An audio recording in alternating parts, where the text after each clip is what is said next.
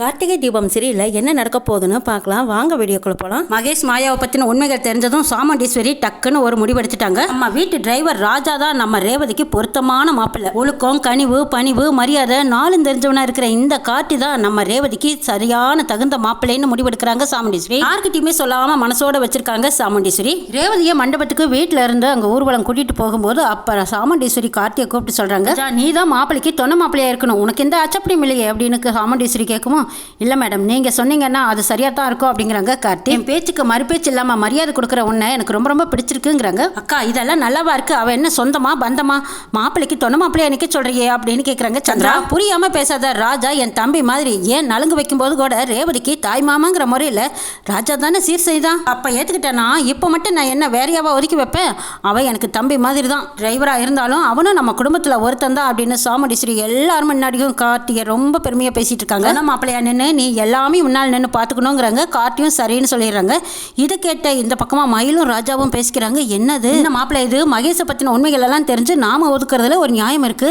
ஆனால் சாமுண்டீஸ்வரி இப்படி டக்குன்னு தூக்கி போட்ட மாதிரி மகேஷை தூக்கி போட்டுட்டு ராஜா தான் தொன்ன மாப்பிள்ளை, ராஜா தான் முன்னாடி வரணும்னு சொல்லிட்டு இருக்காளே, நமக்கு ஒன்றுமே புரியலையேங்கிறாங்க ராஜாவும் மயிலும். சரி மாமா, எப்படியோ நம்ம கார்த்தி தானே முன்னாடி வரப்போறான், அது வரைக்கும் நம்மளுக்கு சந்தோஷம். தாலி கட்டும் போது கூட கார்த்தி நீயே என் பொண்ணு கழுத்தில் தாலியை கட்டிருன்னு அத்தை சொன்னாங்கன்னா கூட ஆச்சரியப்படுறக்கே இல்லை. அந்த அளவுக்கு அத்தை மாறிட்டாங்க. ஆனால் எப்படி மாறினாங்கிறதா ஒன்றும் புரியல. ஆனால் ஆண்டவன் புண்ணியத்தில் எப்படியாவது கார்த்தி ரேவதி கழுத்தில் தாலியை கட்டிட்டேன்னா நமக்கு எல்லாத்துக்கும் சந்தோஷம் தான் அப்படின்னு நினைக்கிறாங்க. மயில் வாகனம் இன்னும் கற்பனை பண்ணி பார்க்குறாங்க. அடடா, இந்த ஒரு விஷயம் மட்டும் நடந்துருச்சு, நிச்சயமாக 1000 ஏக்கர் தாத்தா எனக்கு கொடுப்பாங்க, அந்த ஊருக்கு நாட்டாமையாகவும் நானே இருப்பேன். பார்க்கவே நல்லா இருக்கே, இது உண்மையிலேயே நடந்தால் எவ்வளோ நல்லா இருக்கும். இந்த கார்த்தி கல்யாணம் பண்ணிக்கிறதுக்கு என்ன கசக்குதா, எப்படியாவது கல்யாணம் பண்ணிக்க சம்மதிக்க வைக்கணும்னு நினச்சிக்கிட்டு மயில் வாகனம் கார்த்திக்கு பின்னாடியே போயிட்டு இருக்காங்க. நீ போய் காரில் ஏறுமா அப்படின்னு சாமுண்டீஸ்வரி சொல்லவும், மகேஷ் நீயும் போய் காரில் இருக்கோ அப்படிங்கிறாங்க மாயா. மகேஷும் மாலையை போட்டுக்கிட்டு போய் அவசரமாக காருக்கு போகிறாங்க. கொஞ்சம் இருங்க, நீங்கள் எங்கே வரீங்க, பொண்ணு வரதுக்கு முன்னாடி மாப்பிள்ளை வீட்டுக்காரங்க தான் மண்டபத்தில் இருந்து வரவேற்கணும், நீங்கள் அங்கே போங்கன்னு சொல்லிடுறாங்க சாமுண்டீஸ்வரி.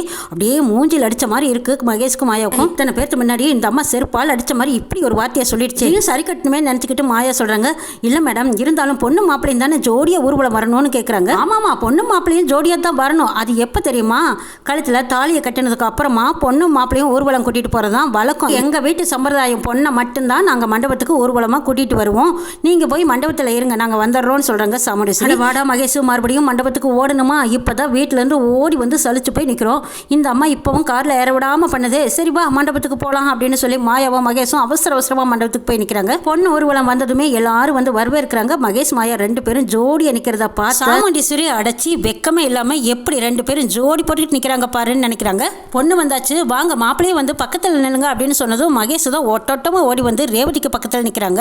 ஆரத்தி எடுத்து உள்ள கூட்டிட்டு போங்கன்னு சாமுண்டீஸ்வரி சொல்லவும் அங்கிருந்து பெரியவங்க ஒருத்தர் வந்து ஆரத்தி எடுக்கிறாங்க. ஆரத்தி எடுக்கும்போது தீபத்தை ரேவதி கையில கொடுக்குறாங்க.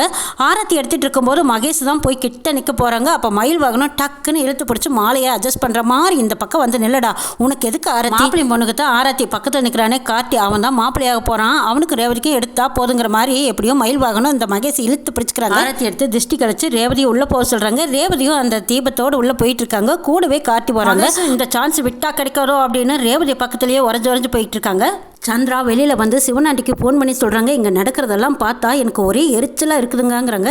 ஏன் சந்திரா, என்ன நடந்தது, தெளிவாக சொல்லு, தெளிவாக சொன்னால் தானே எனக்கு புரியுங்கிறாங்க சிவனாண்டி. மகேஷ் ரேவதிக்கு பக்கத்துலேயே காரில் ஏற விடலைங்க, அது மட்டும் இல்லை மகேஷ்க்கு தொன்ன மாப்பிள்ளையா கார்த்து தான் நிற்கணும்னு அக்கா சொல்லிட்டா. இது ஏன் என்னன்னு கேட்டால், அந்த டிரைவர் எனக்கு தம்பி மாதிரி, ரேவதிக்கு நலங்கு வைக்கும் போதும் கூட அவன் தான் தம்பி முறையில் சீர் செய்தனால அவனே முன்னாடி நின்று எல்லாம் சிறப்பாக பார்க்கட்டும்னு சொல்லிட்டாங்க. அக்கா பண்ணுறதெல்லாம் எனக்கு கொஞ்சம் கூட பிடிக்கல, சரியா இல்லை. நான் ஏன் என்னன்னு கேட்டாலும் அவள் சரியான பதிலும் சொல்லலை.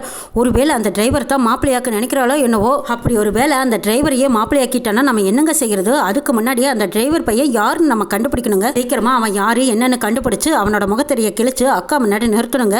ரேவதிக்கும் மகேஷ்க்கும் தான் கல்யாணம் நடக்கணும். எங்க அக்காவை நடுத்தெருவில் நிறுத்தணும். ரேவதியோட வாழ்க்கை வீணா போனாலும் பரவாயில்லைங்க, அக்காவை கதற விடணும்னு சொல்றாங்க சந்திரா. எல்லாம் நான் பாத்துக்கிறேன் இரு சந்திராங்கிறாங்க சிவனாண்டி. மாயா ரேவதியை தனியா கூப்பிட்டு, ரேவதி இங்க பாரு, உங்க அம்மா செய்யறதெல்லாம் கொஞ்சம் கூட சரியே இல்லை. இந்த டிரைவரை மகேஷுக்கு பக்கத்துல தொண மாப்பிள்ளைய நிக்க சொல்லிட்டாரு, இது எனக்கு கொஞ்சம் கூட பிடிக்கல ரேவதிங்கிறாங்க. சொல்கிறாங்க. அக்கா நீங்கள் ஒன்றும் வருத்தப்படாதீங்க, அம்மா சொன்னதில் எந்த தப்பும் இல்லை. ராஜாவும் எங்கள் குடும்பத்தில் ஒருத்தர் மாதிரி தான் நடந்துக்கிறாரு. அவர் ரொம்ப நல்லவர். வெளியில் பார்க்குறவங்களுக்கு வேணா வேறு மாதிரி தெரியலாம், ஆனால் எங்கள் குடும்பத்தை பொறுத்த வரைக்கும் அவர் ரொம்ப ரொம்ப நல்லவர்னு சொல்கிறாங்க ரேவதி. இதுக்கு மேலே மாயானால ரேவதி கிட்ட எதுவும் பேச முடியல. என்ன இருந்தாலும் கல்யாண ஊர்வலம்னா பொண்ணு மாப்பிளையும் தானே சேர்ந்து வரணும் ரேவதி. மகேஷை ஒதுக்கிட்டாங்களே, அது எனக்கு கஷ்டமாக இருக்குதுங்கிறாங்க மாயா. இன்னும் கொஞ்ச நேரம் தானே, கல்யாணம் முடிஞ்சால் நாங்கள் 2 பேரும் ஜோடியாக போய்த்தானே வரப்போகிறோம். இதுக்கேங்கக்கா நீங்கள் கஷ்டப்படுறீங்க? அடுத்தது அம்மாவே எங்கள் 2 பேர்த்தையும் ஜோடியாக அனுப்பி வைப்பாங்க, நீங்கள் வேணாலும் பாருங்கிறாங்க ரேவதி. அப்பாடா, ரேவதியை இவ்வளோ உறுதியாக சொன்னதுக்கு அப்புறமா எந்த மாற்றமும் இருக்காது. நல்லபடியாக மகேஷ்க்கும் ரேவதிக்கும் கல்யாணம் நடக்கும்னு ஆசையாக இருக்காங்க மாயா. அம்மா ரேவதி, இந்த விளக்கை கொண்டு போய் நீ இருக்கிற ரூமில் வச்சு நீ நினச்சது நடக்கணும்னு சாமியை கும்பிட்டு வாமான்னு சொல்கிறாங்க. பெரியவங்க சொன்னதை கேட்ட ரேவதி அந்த விளக்கை எடுத்துக்கிட்டு மாடிப்படிக்கு போகிறாங்க. அப்போ கூடவே எல்லாரும் போய்கிட்டு இருக்காங்க. இதில் மகேஷ் மாயா இவங்களும் வராங்க, கூடவே காட்டியும் வந்துட்டு இருக்காங்க. ரேவதி வெக்கப்பட்டுக்கிட்டே மாடிப்படி ஏறுறாங்க. படி ஏறும்போது கால் ஸ்லிப் ஆகிறது. தட்டி விட்டதும் அப்படியே கையில் இருந்த விளக்கு கீழே விழ போகுது. அப்போங்க கரெக்டாக காட்டி கேட்ச் பண்ணி பிடிச்சிட்டாங்க. ரேவதியும் அந்த விளக்கை விட்டு கொடுக்கல. காட்டியும் ரேவதியும் 2 பேரும் ஜோடியாக அந்த விளக்கை அணியாமல் பிடிச்சிக்கிறாங்க. இதை சாமுண்டீஸ்வரி பார்த்துட்டு ரொம்ப பெருமையாகவும் பெருமிதமாகவும் பார்த்துட்டு இருக்காங்க. விளக்கு கீழே விடாமல் தீபம் அணியாமல் பார்த்துக்கிட்டாங்களே. இவங்க 2 பேரும் நிச்சயமாக ஒன்று சேர்ந்தாங்கன்னா அவங்களோட வாழ்க்கை ரொம்ப ரொம்ப நல்லா இருக்கும். 2 பேத்துக்கும் ஜோடி பொருத்தம் அம்சமாக இருக்கு. இதுக்கு முன்னாடியே நம்மளுக்கு தெரியாமல் போச்சு இவங்க 2 பேத்துக்கும் எவ்வளோ ஜோடி பொருத்தம் அம்சமாக இருக்குன்னு பார்த்து ரசிக்கிறாங்க சாமுண்டீஸ்வரி. மாயா பின்னாடியே நின்றுக்கிட்டு பல்ல வருவாங்க. இவகிட்ட இவ்வளவு தூரம் பேசியும் திரும்பவும் இந்த டிரைவர் பையன் கூட ஜோடி போட்டுக்கிட்டு விளக்கு பிடிச்சிருக்காளே, இதுவே மகேஷை பிடிக்க சொல்லியிருந்தா எவ்வளவு நல்லா இருக்கும்னு நினைக்கிறாங்க மாயா. மகேஷ் பேந்த முழிக்கிறாங்க. சரி, 2 பேரும் ஜோடியா வராங்க, 2 பேரும் ஜோடியா விளக்கு பிடிச்சிருக்காங்க. இப்போ 2 பேரும் ஜோடியா போயிட்டு இருக்காங்க. நான் மட்டும் மாலையை போட்டுக்கிட்டு தனியாக நிற்கிறனே அண்ணி அப்படிங்கிற மாதிரி மாயாவை பார்க்குறாங்க. டேய், கொஞ்ச நேரம் தானே, பொறுமையா ரேவதி கழுத்தில் மட்டும் தாலியை கட்டு, அப்புறம் எல்லாத்தையும் ஒரு ஆட்டி வச்சிருவோன்னு நினைக்கிறாங்க மாயா. என்னமோ போ மாயா, நீ இருக்கிறேங்கிற தைரியத்தில் தான் நானும் மாலையும் கழுத்துமா வந்து நிற்கிறேன்னு நினைக்கிறாங்க மகேஷ். என்ன நடக்குதுன்னு நாளை பார்க்கலாம்.